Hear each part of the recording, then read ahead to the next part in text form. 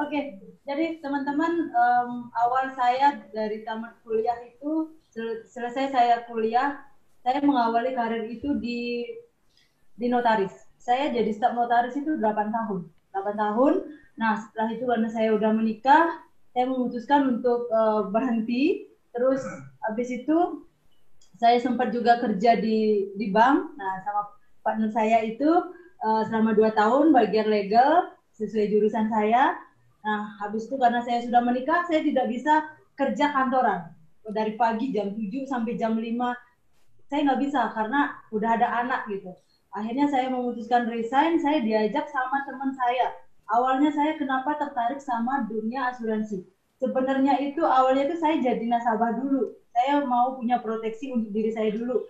Akhirnya saya ditawarin untuk join jadi agent dan dijelasin sharing bisnisnya seperti ini, seperti ini, seperti ini. Akhirnya saya memutuskan untuk ikut. Itu belum di sini, tapi di kampung saya yang lama, yang berwarna merah. Oke. Jadi awalnya saya mengawali karir itu 2014 saya di kampung lama yang berwarna merah.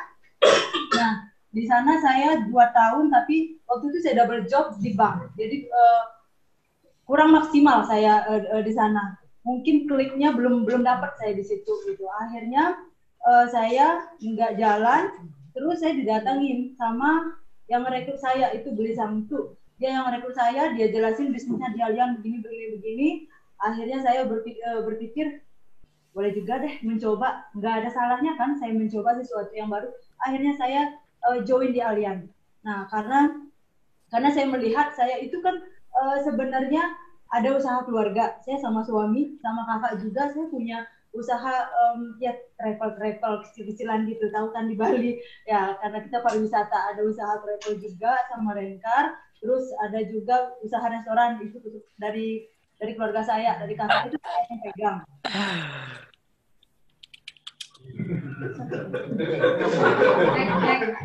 Oke. Oke, saya lanjut ya. Nah, terus saya udah ngejalanin bisnis travel itu sama suami itu dari baru nikah. Dari baru nikah sampai saat ini suami masih menjalani di usaha travel dan kakak saya juga. Nah, saya melihat begini, oke, suami saya bisa dia nyari relasi yang bagus. Bisa nyari relasi yang bagus, dia di travel, nyari tamu, apa segala macam. Relasinya dia bagus. Saya berpikir, kalau misal nih, amit-amit nih, langsung harus suami saya sehat-sehat, baik, dan lancar rezekinya. Kalau misalkan suami saya terjadi sesuatu, anggaplah si A deh punya travel, terjadi sesuatu sama si A. Terus bagaimana dengan istri dan anak-anaknya? Saya berpikir begitu. Sedangkan istrinya kan tidak menguasai dunia travel, tidak bisa mengambil link suaminya, karena tamu itu kan percaya sama suaminya, bukan sama istrinya. Istrinya tidak tahu banyak tentang dunia travel itu. Terus di situ saya berpikir, berarti kurang bagus ya. Artinya sekarang bekerja dari pagi sampai malam untuk mengembangkan bisnis itu. Ngomong jelek nih kalau si pengusaha travel itu, maaf ya saya nggak sebut nama ya, kalau si pengusaha travel itu terjadi sesuatu misal dipanggil Tuhan, anak istrinya bagaimana nasibnya? Dan yang dia kerjakan dari awal merintis karir itu sampai saat ini kalau dipanggil sama Tuhan, dia tidak bisa memberikan income-nya kepada anaknya. Udah stop sampai di situ aja. Saya berpikirnya jauh ya, mungkin karena perempuan ya berpikirnya agak jauh gitu. Terus, nah, belum saya berpikir sampai jauh lagi, saya sharing nih sama teman-teman, bener diajak sharing, boleh deh di Allianz begini enaknya di Allianz itu bisnisnya itu bisa diwariskan gitu. Oh ya, iya, jadi Komang itu tidak usah takut sekarang kerja, income-nya udah gede, kalau misalnya kenapa-napa, income itu langsung turun ke anak. Itu yang membuat saya itu tertarik untuk join di bisnis ini, karena saya melihat bisnisnya. Saya nggak diajak untuk menjadi agen di sini, tapi saya diajak untuk menjadi seorang pebisnis gitu. Itu yang membuat saya tertarik ikut di Allianz. Akhirnya saya memutuskan untuk ikut dan saya menjalaninya itu 2017. Oke, jadi 2017 saya itu join di sini bulan Juni, tapi masih belum full time karena saya masih ada travel. Nah, saya itu baru full time banget ngejalanin bisnis ini itu di 2018 setelah bapak saya itu dioperasi saraf kejepit. Di situ saya baru trust banget sama asuransi. Kenapa? Karena awalnya jujur nih ya, saya berpikir gini, apain sih ngomongin 1M, emang sakit apaan habis 1M gitu deh pikiran saya. Terus nggak mungkin, paling 100 juta 200 juta aja cukup, nggak usah M-eman gitu nih. Nah, setelah bapak saya divonis kena saraf kejepit sama dokter di Bros disuruh nyiapin saya duit 500 juta buat bapak operasi, saya langsung bengong di situ. Ya ampun Tuhan, bener berarti kata leader-leader saya di kantor gitu ya, bilang seenaknya mau boyo ya. Akhirnya bapak dioperasi. Setelah bapak sembuh itu leader saya Ko Hendrik sangat luar biasa sekali mensupport saya, kasih doa. Nah setelah bapak udah sembuh, akhirnya bapak ngizinin saya untuk ngejalanin dunia asuransi. Silahkan kamu jalanin dunia asuransi kamu. Bapak dan keluarga ngasih restu, karena sebelumnya saya nggak dikasih restu. Karena orang tua saya itu sebenarnya mengharapkan saya jadi notaris gitu. Saya nggak mau kuliah lagi gitu. Nah, akhirnya saya ngejalanin ini. Saya itu baru ngejalanin itu di Agustus. Saya ingat bapak habis operasi pulang rumah sakit itu Agustus 2018. Waktu itu saya langsung kejar BP-nya. Saya BP waktu itu bulan Oktober. Ya, November saya udah achieve BP. Terus Desember saya udah achieve champion Korea. Akhirnya saya bisa capai champion dan BP di tahun 2018 itu dalam waktu Agustus, September, Oktober, November, Desember, ya 3 bulanan, 4 bulan itu udah gitu. Dan yang sangat luar biasa itu dalam keadaan pandemi ini, kemarin saya sempat berpikir, aduh dalam keadaan pandemi seperti ini, pariwisata di Bali lagi anjlok, bagaimana ya bisnis kita di Allianz gitu nih. Saya ngomong sama suami, sempat saya berpikir yang negatif. Nah, untungnya leader saya ini Ko Hendri sangat luar biasa mensupport bahwa asuransi itu sekarang itu kebutuhan, bukan lagi istilahnya kebutuhan primer, bukan lagi sekunder gitu ya kalau di sekolah. Nah, akhirnya saya ngikutin apa yang dibilangin sama leader saya, meyakinin bisnis ini bahwa bisnis ini benar-benar jalan. Kemarin sempat takut ya, karena kan banyak itu pegawai dirumahkan, bahkan pegawai-pegawai kakak saya itu dirumahkan semuanya. Nah, banyak juga yang teman-teman saya udah jadi manajer, pokoknya kelas-kelas udah manajer itu di hotel itu dirumahkan sampai jualan telur. Banyak banget saya kemarin dapat tawaran beli telur, kayak beli beras, kayak beli kue, saya bingung siapa saya beliin gitu. Terus saya berpikir, bisnis di Allianz oke ya dalam keadaan pandemik. Saya membuktikan dulu ini. Tapi puji Tuhan, hasil karir, income saya tetap masuk walaupun saya kan tinggal di Panjer nih, kena zona merah. Income saya tetap masuk tiap bulan. Di situ saya baru merasakan bahwa bisnis ini benar-benar luar biasa, dan yakin banget. Dan nasabah saya kalau dia mau telat bayar itu, mau lapse ya, nggak aktif itu, polisnya langsung telepon saya, gimana ya, saya udah belum. Sumandi tadi.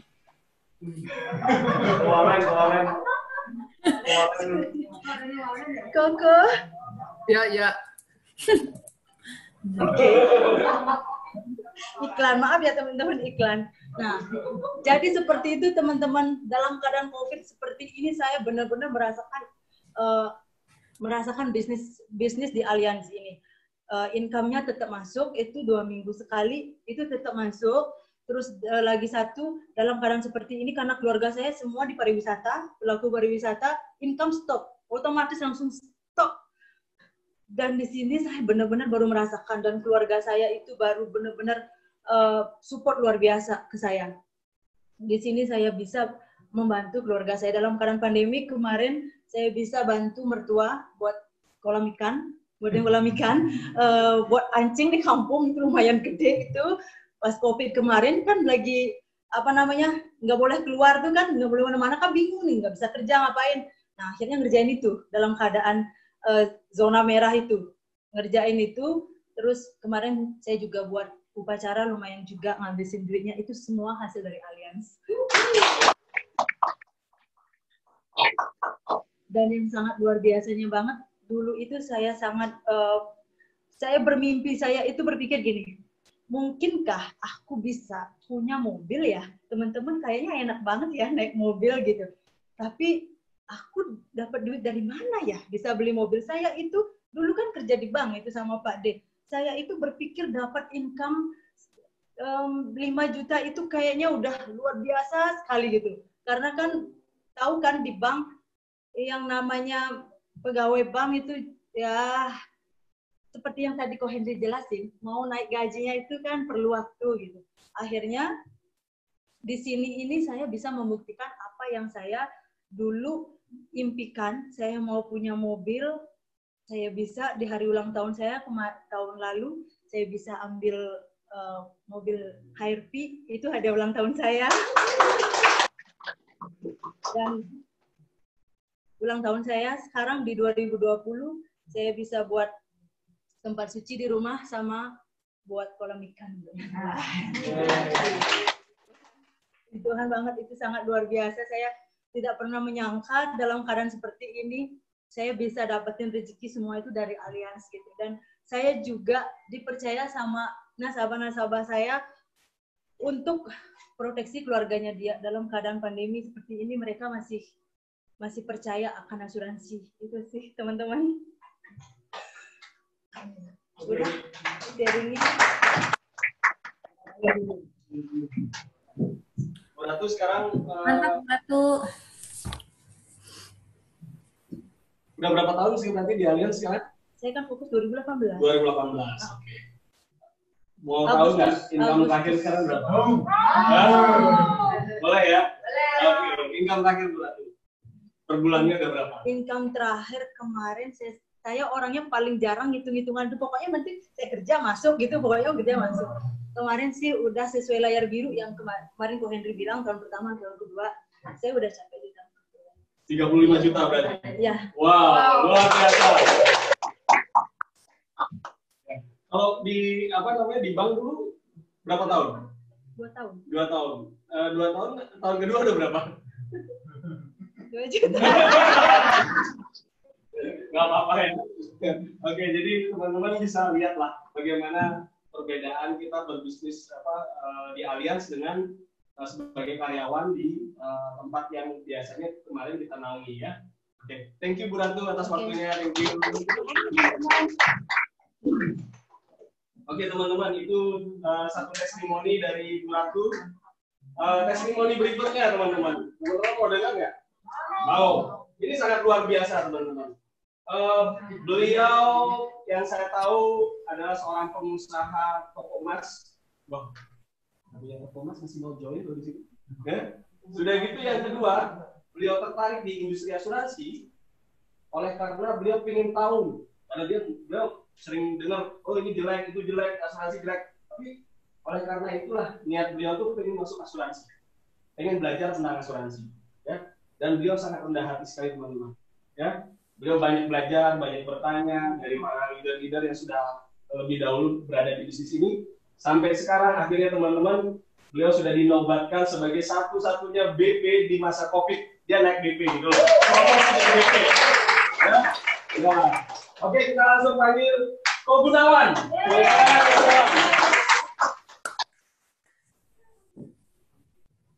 Terima kasih Pak Iwan. Thank you.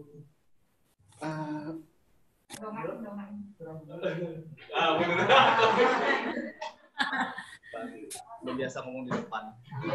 Kasih tuh. Sebelumnya perkenalkan, bagi yang berjumpa saya, nama saya Gunawan Setiabudi. Background saya adalah pengusaha toko emas yang disebut oleh Pak Iwan. Kalau mau berkunjung, jalan di Ponorogo. Semua bisa diverifikasi. Jadi kalau memang mau mampir, saya ada di sana. Tapi saat ini tuh saya masih aktif di sana. Saya dari papa saya memang sudah usaha toko emas itu tukang emas terus jadi toko emas. Dari saya habis kuliah itu saya sangat-sangat sadar dengan asuransi. Jadi saya pribadi bikin, istri juga saya bikinkan, anak-anak pun saya bikin. Total mungkin sampai saat ini ada 7-8 polis pribadi yang saya pakai. persamaannya dari ketujuh polis ini dari perusahaan yang lain-lain ya. Ketujuh-tujuhnya agennya hilang.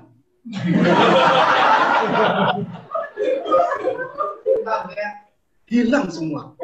Jadi saya ada kasus, ada kecelakaan apa, urus sendiri. Saya ada mau tarik tangan tunai, saya urus sendiri. Agennya hilang semua. Ini jadi satu pertanyaan dari yang, apakah memang begini pekerjaan asuransi itu? Apakah memang begini dunia asuransi itu? Saya masuk baik-baik, datang rajin absen, begitu serah polis masih ngomong setahun 2 tahun hilang, berubah profesi. Akhirnya ya sudah, saya sebagai nasabah aja. Masuknya saya ke dunia menjadi agensi ini, itu pun juga kebetulan aja. Saya waktu itu siang-siang iseng mencari teman saya di kafe di Bilangan Renon, untuk ngomong cerita-cerita aja. Ternyata teman saya ini lagi di briefing, lagi di BSP dengan Kobeni. Leader sini juga, leader langsung saya. Kobeni ketemu saya, dan Kobeni ini kebetulan teman saya dari kuliah. Jadi saya ngomong-ngomong ringan, dan ditawarkanlah dunia asuransi ini. Saya kok masih nggak tertarik ya. Tapi untuk menghargai dia, ayo ketemu lagi kelanjutan. Oke, saya ketemu lagi. Mungkin 2 kali, 3 kali. Dari sana dijelaskanlah konsepnya dunia asuransi. Bahwa kerjaan yang bagus itu ya asuransi ini. Kenapa orang itu banyak pindah? Mungkin mereka belum menemukan jati dirinya di sana. Mungkin di perusahaan lama terlalu banyak menuntut dia. Jelaskanlah, ini loh bedanya kalau division. Pekerjaannya tidak mencari nasabah. Kita cuma pertama aja cari nasabah untuk melatih pengetahuan, untuk belajar. Setelah itu kita membina tim. Jadi pekerjaan itu tidak terlalu berat.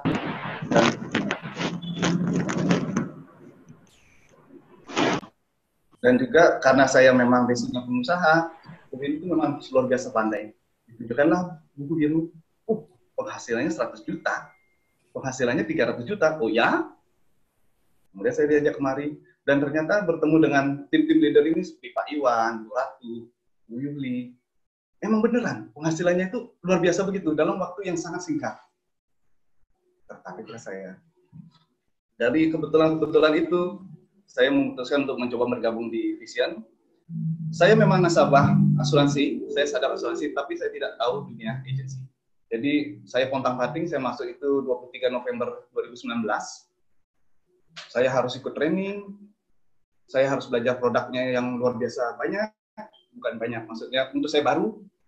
Kemudian saya harus belajar bagaimana sistem kerjanya, ikut training di sini bed lain, ikut training di kantor manajemen juga beda.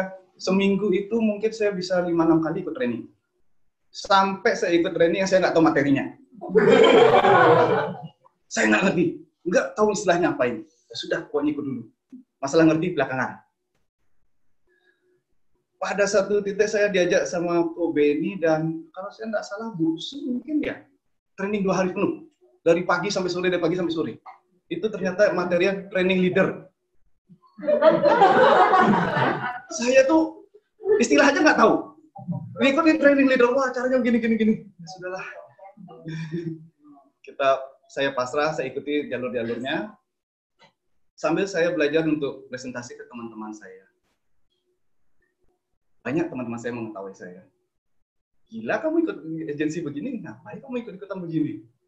Tapi saya yakin tujuannya ini baik, produknya baik, sangat membantu orang, dan rewardnya pun juga bagus. Maka saya tetap jalani.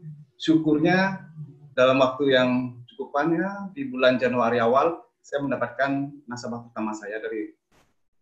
Oh ya, sebelumnya saya juga memprospek keluarga, dan hasilnya semua menolak sampai saat ini.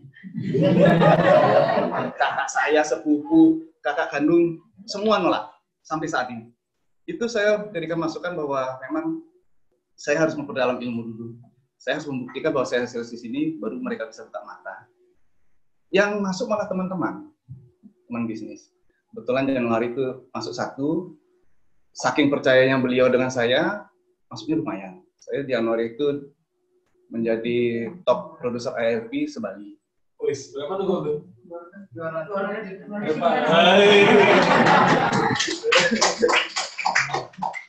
250 juta ARP. Nah, cuma itu bayarnya 1 tahun langsung. Jadi langsung dapat ini ya.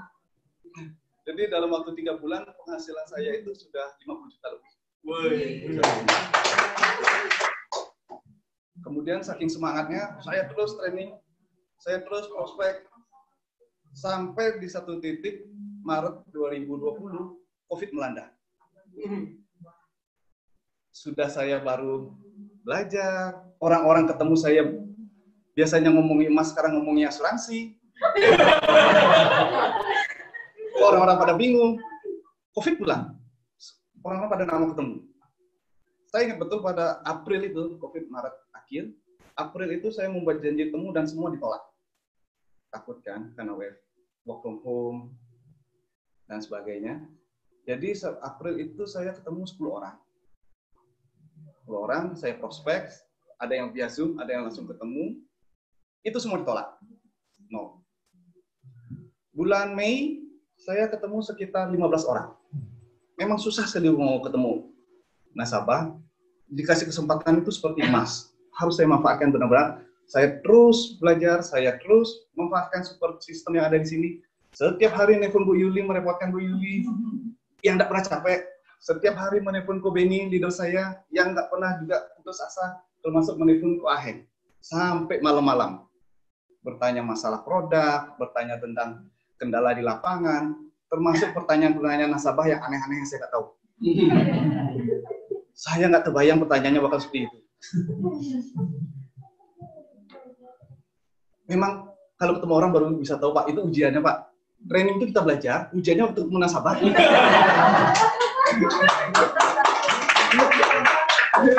Pokoknya bingung dah saya jawab itu. Jadi bulan Mei itu tolak semua juga, sabar. Bulan Juni saya bisa berhasil juga ketemu 15 orang dan hasilnya ditolak semua. Saya sudah drop, mungkin yang pertama keberuntungan, yang ini mungkin bukan jalan saya. Tapi dari Bu Yuli dan Ko Aheng terus support, selalu memberikan saya masukan. Inilah kesempatan kamu belajar, inilah kesempatan kamu prospek yang banyak. Disinilah kamu memperbaiki kekurangan-kekuranganmu itu. Kita kan nggak bisa instan langsung sukses. Harus berusaha. Akhirnya di bulan Juli awal, saya berhasil mengetuk hati seorang teman saya, dan beliau pun bisa masuk, bisa saya bantu di asuransi ini. Akhirnya di bulan Juli itu saya berhasil memenuhi target untuk menjadi VP. Dan ternyata di tengah pandemi COVID ini, di mana toko emas sekarang sangat-sangat sepi, harga emasnya 1 juta 1 gram. Mana orang mau beli, kan banyak kira ada pembeli, investor tuh pada belanja, tapi angkanya kan tidak banyak, maksudnya jumlahnya sedikit. Di asuransi ini malah orang-orang berlomba-lomba masuk. Aneh kan? Tapi begitulah kenyataannya. Mereka, orang-orang yang sadar itu tahu bahwa COVID ini sangat berbahaya, dan apabila kena, biaya perawatannya itu nggak murah. Itu bisa dibantu dengan kartu asuransi, kartu sakti kita, yang kebetulan sangat banyak difasilitasi oleh Allianz, sehingga untuk COVID tidak ada masa tunggu. Begitu polis aktif, besoknya COVID langsung ditanggung. Itu sungguh luar biasa. Itu salah satu benefit yang sangat menjual untuk saya sharingkan ke nasabah saya. Kemudian perjalanan waktu, bulan Juli itu saya juga sudah bertemu beberapa teman. Di pertengahan Juli, saya ngomong-ngomong sama Pak Iwan, diajarlah saya ke suatu program namanya Main Programming. Ayo ikut dia Main Programming dengan tim, ini akan mengubah persepsimu, ini akan memajumu luar biasa. Saya ikuti, ternyata sungguh dahsyat luar biasa. Saya ikut Sabtu, Minggu workshopnya, Senin itu mulai untuk daily booster istilahnya. Senin sore itu saya closing lagi. Dengan penerimaan yang sangat baik. Saya nggak minta, dia minta. Wih. Istrinya ribut-ribut. Oh, bantu ini, bikinkan dia. Dari dulu nggak mau bikin ngomong-ngomong. Sudah, saya kasih aja langsung tanda tangan. Dari itu, 2 penjualan itu untuk bulan Juli ini, syukurnya saya kembali menjadi top PLP untuk daerah Bali. Wih. Jadi di tengah pandemi COVID ini, siapa bilang ekonomi merendah? Siapa bilang ekonomi itu merosot? Siapa bilang pun di luaran orang itu gaji dipotong, di PHK, di sini gaji itu naik, income itu naik. Belum lagi reward-reward yang sangat murah hati. Dari leader-leader closing satu, bonusnya aja sampai 550 ya Pak Iwan? Iya. Itu bonusnya aja. Belum lagi reward-reward yang lain. Sungguh luar biasa.